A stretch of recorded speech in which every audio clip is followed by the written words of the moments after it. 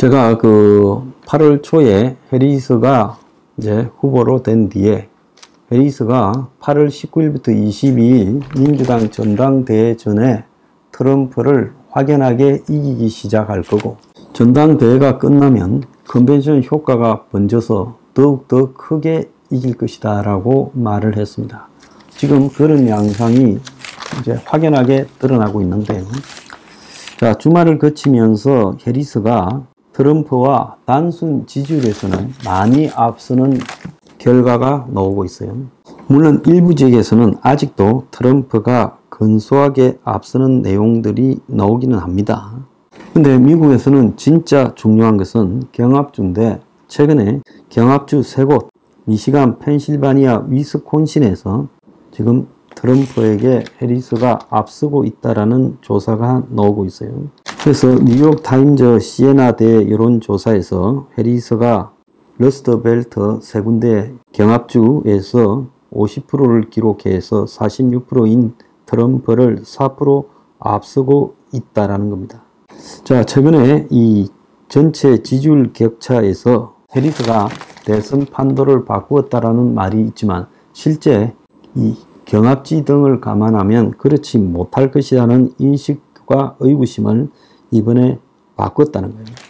그래서 전체적으로 보면 남부 선벨트, 애리조나나 네바다 등에서는 아직도 트럼프 우세가 있고, 또 뭐 준경합지인 조지아주나 또 노스캐롤라이나 등에서는 트럼프가 우세하지만, 적어도 러스트벨트에서는 해리스가 이기고 있는 지지율이 많이 나오고 있다는 거예요. 그래서 지금 트럼프 캠프가 여러 가지 어려움에 빠져 있다라는 이야기도 나오고 있어요.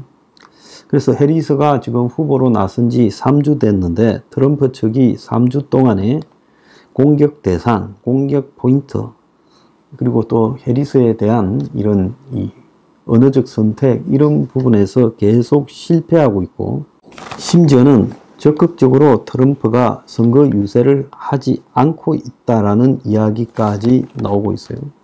그래서 이 파죽지세의 해리스를 구경만 하고 있다.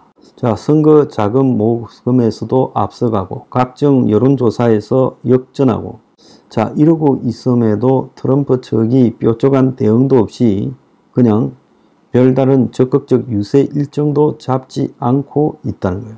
그래서 아까 말한 러스트벨트 3곳에서 전부 해리스가 앞서고 있다. 자, 미시간 50대 46, 펜실바니아 50대 46, 위스콘신 50대 46 이렇습니다. 근데 미국은 이 러스트벨트 3군데만 이겨버리면 해리스가 당선될 가능성이 거의 확실하지요. 그래서 해리스는 애리조나에서 12,000명을 모아놓고 트럼프 같은 류의 인물을 잘 알고 있다. 백악관으로 온다면 취임 첫날 독재자가 될 것이다. 그래서 헌법을 파기했다는 사람을 대통령직에, 대통령 특권에 숨게 해서는 안 된다라고 말을 하고 있어요.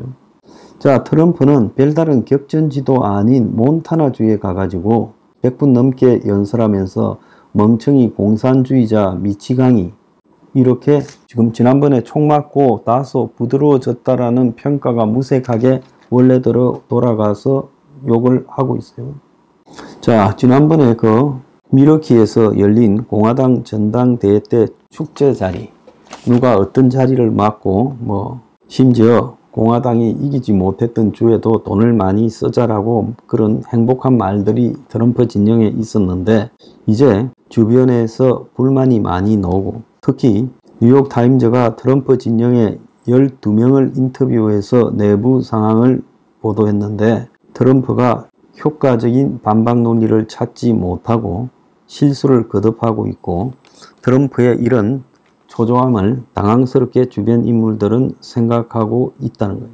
그리고 정치 시작한 지 사상 처음으로 경쟁자가 더 언론을 주목을 받게 되는, 지금 언론 주목을 빼앗긴 상황도 지속되고 있고, 해리스에 대한 기사가 트럼프 기사보다 월등히 많다는 거예요. 정치는 좋든 싫든 기사를 많이 파야 되죠. 그래서 선거 판도의 변화를 트럼프가 매우 곤혹스럽게 받아들이고 있고, 민주당이 후보를 바꿔서 선거를 훔치려고 한다. 자기는 지금까지 바이든에 대항해서 초점을 맞췄는데 100일 만에 새로운 상대를 지금 맞아야 되는 것 자체가 부당하다. 이렇게 말하고 있다는 거예요. 자, 그런데 중요한 거는요. 해리스가 지금 6개 경합주를 지금 일일이 죽으라고 돌고 있는데 트럼프는 경합주도 아닌 몬태네주에서 유세가 이번 주에 유일한 일정이라는 거예요. 자, 해리스를 길을 꺾기 위해서 좀 더 뛰어야 될 때 지금 쉬어가는 주가 되고 있다는 거예요. 자, 아직까지 111명의 선거인단이 어디로 갈지 지금 확정이 안 된 상태고 트럼프가 현재 내용대로 끝나면 그래도 근소하게 이길 것이다 라는 이야기를 하고 있지만 선거라는 것은 기세가 중요하죠. 그런데 선거 기세에서 보면 트럼프가 확연하게 꺾였다는 거예요. 바이든과는 달리 경제 신뢰도에서도 자, 파이낸셜 타임즈와 미국 로스 대학 경영대학원이 공동 조사했는데 경제를 누가 더 잘 다룰 것 같냐 하니 해리스가 42, 트럼프가 41. 경제 개선에 대한 기대는 트럼프가 많이 높았어요. 전체적으로 보면 트럼프가 상당히 지금 당황했다. 그리고 이 타깃 목표가 지금 바뀌는 바람에 자, 방향을 좀 상실했다라는 상황이 보입니다. 자, 경제가 이 정도로만 이렇게 굴러가도 해리스가 트럼프를 이길 여건이 지금 충분하다라고 보여요. 그래서 전반적으로 트럼프 진영에 초비상이 걸리고 있다는 겁니다. 자, 트럼프가 한 달 뒤인 9월 12일 어떤 상황에 있을까요? 대선 한 50일 전입니다.